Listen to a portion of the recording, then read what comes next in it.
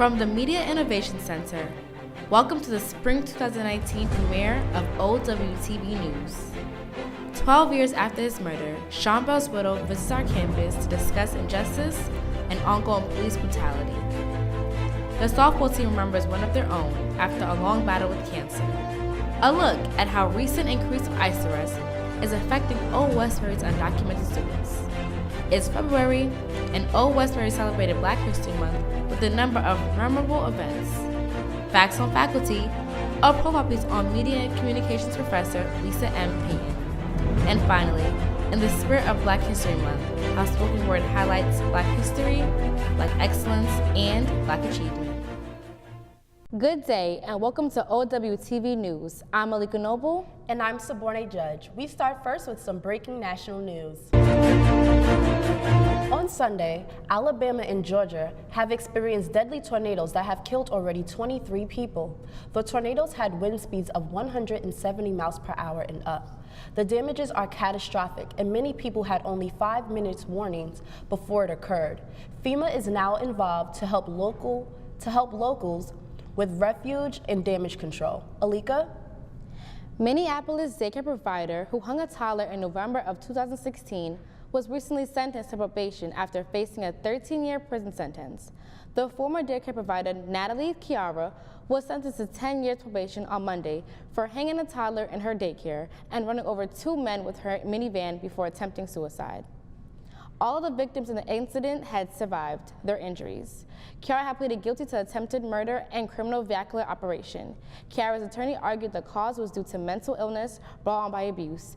Chiara has issued an apology stating, "I apologize and don't know if you will be able to forgive me. I have no excuse for what I did." Subordinate? At 1 p.m., a man was shot by another man in IHOP in Ronkonkoma, Long Island. Allegedly, there was a dispute between 2 different groups at the restaurant. When one of the groups got up to leave, 2 men from the different groups shared words, resulting in one of the men being shot multiple times by the other man. The victim was rushed to Stony Brook University Hospital and went into emergency surgery. Police has the offender in custody. Alika? A woman is accused of attacking workers and biting one of them while trying to steal merchandise from a clothing store in Nassau yesterday. 35-year-old Shannon Zeke was arrested Monday at Saks off Fifth Ave on Old Country Road in Old Westbury. She is now in custody and is being charged with assault and robbery. And now for news happening on your campus. English professor Dr. Jacqueline Emery earns a prestigious literature award. Dr. Emery is an assistant professor in the English department at SUNY Old Westbury, recently had her book Recovering Native American Writings in the Boarding School Press, earning the 2018 Outstanding Academic Title Award from the Publishing Unit for the Association of College and Research Libraries. Dr. Emery states, "I am delighted that my book was selected for this award. I hope the book enters more college libraries and spurs interest in the Native American writers and texts it features." Subordinate? On the brighter side of things, due to inclement weather on Sunday evening, all morning classes were canceled on Monday. Any classes after 1 p.m. were resumed. That means for students like myself, who only had classes on Monday morning, got to have a day of relaxation. Alika? The Black Student Union hosted Celebrating Sean Bell in honor of Black History Month, and the Old Westbury community came out to hear Nicole Paltry Bell speak out against ongoing police brutality and social injustice. Our very own Subordinate Judge has the story. In recognition of Black History Month, SUNY Old Westbury's Black Student Union held a forum to discuss continued police brutality in the African American community. The event featured key speaker Nicole Paltry Bell, fiance of Sean Bell, an African American man who was slain by police in 2006, the night before his wedding. Since Sean's death, Nicole Paltry Bell has dedicated her life to activism. Also the importance of speaking up and standing up is sort of what I've had in my background growing up as a child. Never in a million years would I think that at some point I would have to end up fighting for justice. Bell says what happened to her fiancé on the night of his bachelor party was unjustified and he was an innocent target. This is not a white man in South Jamaica in the middle of the night. This was a Black minority with a fitted cap, blending in, drinking at the club, pointing his gun at Sean and his friends right after an argument. At the end of the day, 50 shots were fired. Sean was killed. My daughters were left without a father. The audience was captivated by the details of the tragedy and the strength of her leadership. Some of the lessons that I hope that people will learn from what happened to Sean is that we can't continue to go silent when things happen in our communities. Not only our loved ones, but in our communities. We have to find a way where we can reach out and stick together. Belle says there's so much more she wants people to know about Sean than the night of his death. He loved to have a good time. He loved family. He loved to just get dressed. He was, someone who really took pride in just the way he looked. He loved to play baseball. He was just an all-around good guy. How do you think that we can address the whole police brutality situation? Yeah. Activism is a very strong way of attacking police brutality. I encourage people to reach out to an organization. If you don't see an organization that speaks to you, create an organization. I started a nonprofit in 2007 after Sean was killed, and with that nonprofit, I was able to do great things. From the Recital Hall and Campus Center, I'm Saborne Judge, OWTV News. After a battle with cancer, softball star player Madeline Bowen passed away at the beginning of the fall semester. Marvin Agueta takes a deeper look on how the team is coping and remembering their teammate. Old Westbury student athlete Madeline Bowen passed away from cancer on October 6, 2018. She was a player that still remained in the hearts of her teammates of the SUNY Old Westbury softball team. She had a saying, it's called nevertheless persist. That's what her saying was.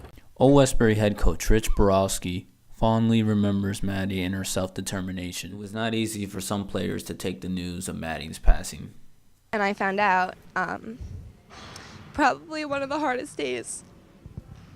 Maddie's softball teammates say they felt the hole left behind by Maddie's passing, but have a lot of memories, both good and bad. Had such a dry sense of humor and just a way to say something that she was clearly annoyed about but make you laugh, and you should be annoyed at her but you're laughing because she's just so funny.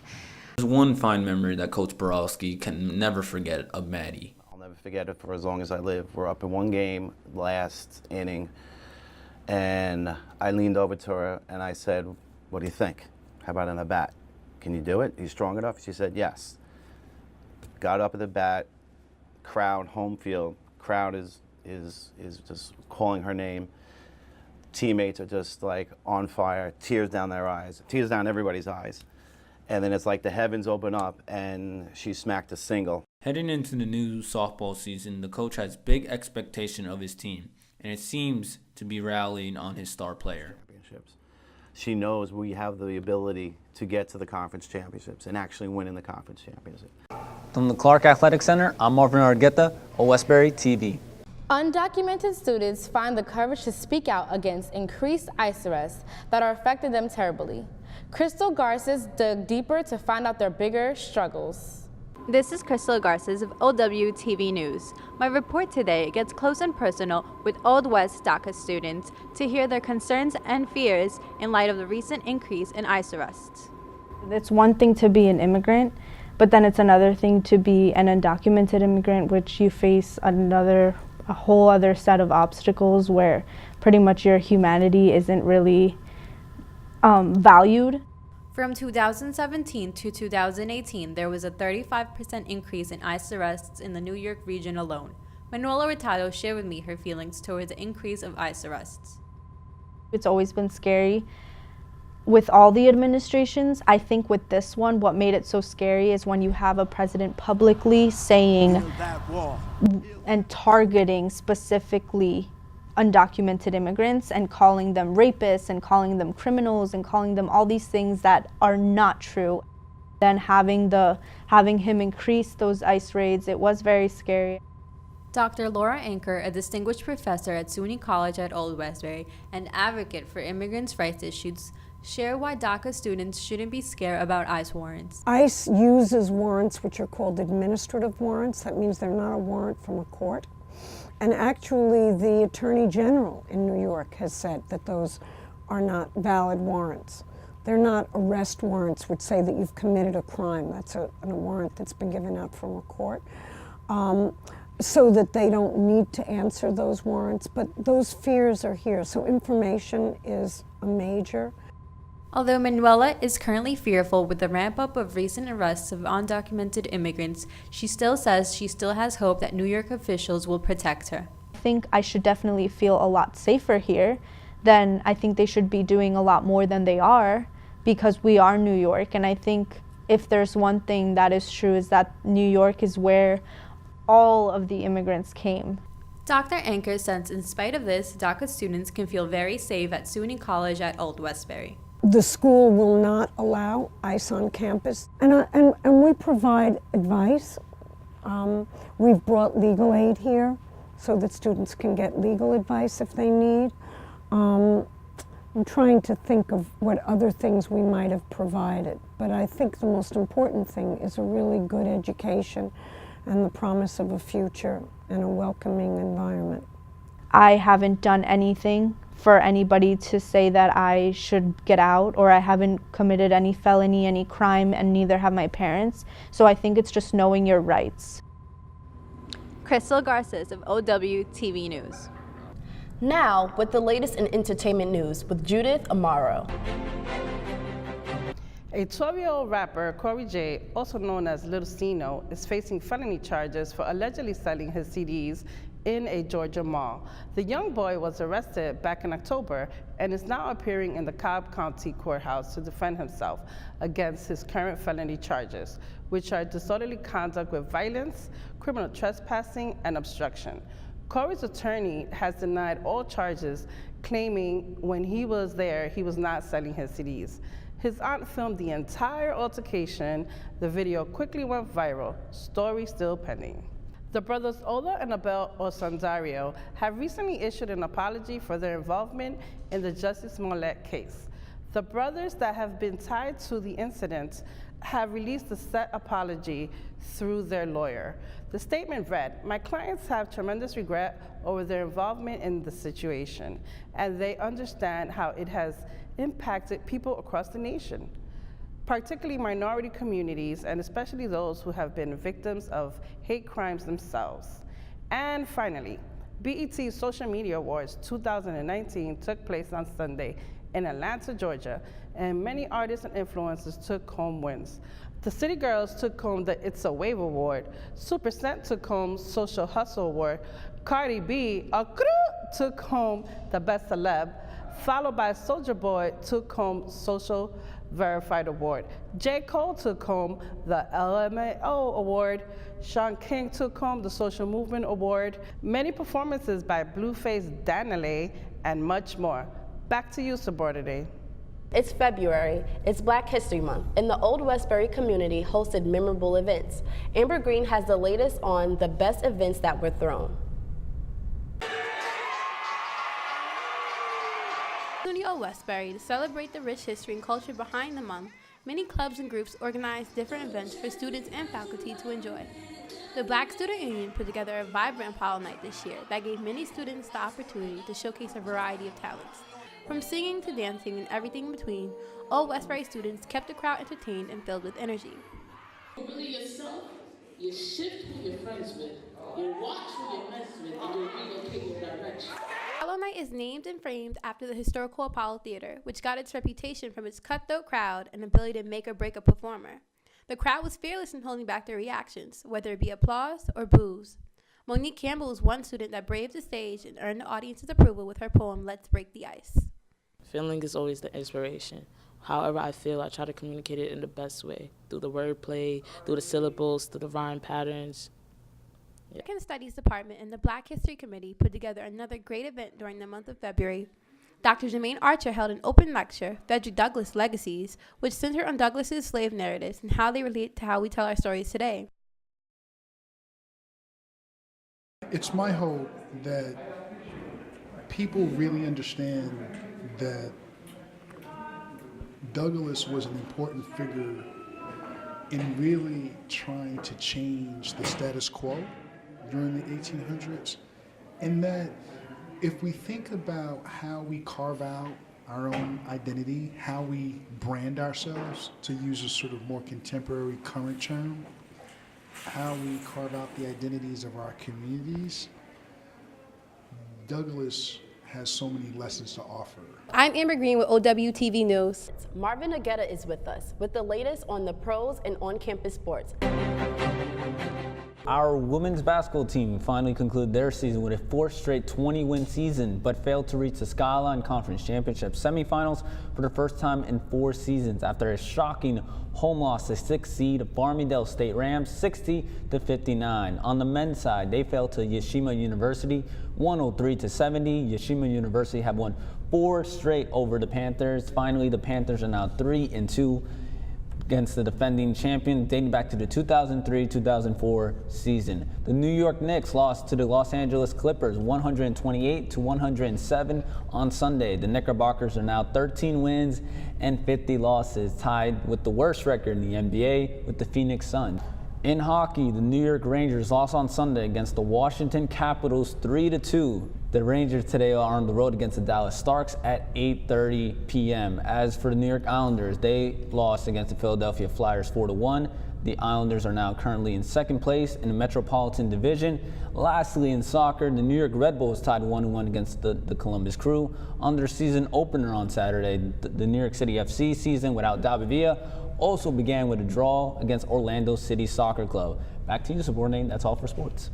On this month's Facts on Faculty, we are highlighting SUNY Old Westbury's Media and Communications professor, Lisa Payton. Alika Noble takes a look at the professor's background and professional achievements.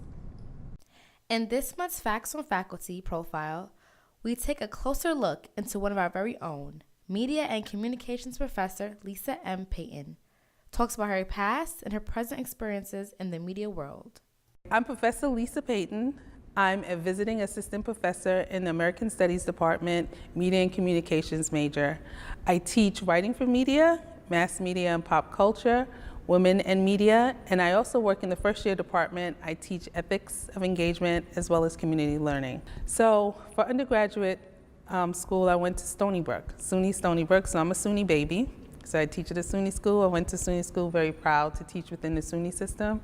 And there at Stony Brook, I studied, my major was liberal studies, and I minored in journalism. I decided I wanted to move to Los Angeles to try to pursue my writing career for television. So I packed up, I moved there, and I started writing there. I wrote on shows like Living Single, The Parenthood, Girlfriends. Then I switched over to drama, and I wrote for a show called Ed on NBC. I wrote for a show called MDs on ABC. I've written for Tyler Perry. I wrote for a show called Half and Half. So I had a lot of experience in sitcom and drama writing. Professor Payton could have stopped there professionally, but she continued to build her foundation and share how she started teaching 20 years ago. They needed somebody to teach writing courses, but for like sitcom writing and film writing, and so they asked me to fly up on the weekends and to teach this course. So that's when I started teaching. I would fly up, I'd work all week on my shows out there, and then I'd fly up on the weekend and I would teach a 3-hour course on how to write for television. And so that's when I first got the bug, because I actually really enjoyed teaching. Professor Payton says she's always has to advise students going into the media field on what it takes to make it in such a competitive field. So what I bring to the table, I feel, as a professor, is my know-how from currently working in the field and knowing what's expected of you and knowing what's expected of a new person coming into the field. So I feel like I'm able to speak to practically to those things. She has several mentees on campus, and one of them, Emma Green, talks about her relationship with the professor. I first met Professor Payton, my orientation, and since then she's been an actual professor for me. She's been a mentor. She's just an overall great person, a great mentor, teacher, everything. College students need special professors they can rely on, and it's safe to say Professor Lisa M. Payton is the perfect person for the job. I seem to be inundated with students all the time, so I'm glad that I really love my students. Alika Noble, OWTV News. Closing out our memorable Black History Month, producer Stanley Talibert brings us a piece featuring spoken word highlighting Black history, Black excellence, and Black achievement. They have us on the plantation, on the fields where our seeds don't grow. I said I'm more than a cotton-picking, ball-spitting Negro, though. From generation to generation, we hid our pain, but our scars still show. Wash the blood of our ancestors in the tub of man's humiliation and degradation. Under the malice clause comes the compensation for your alienation.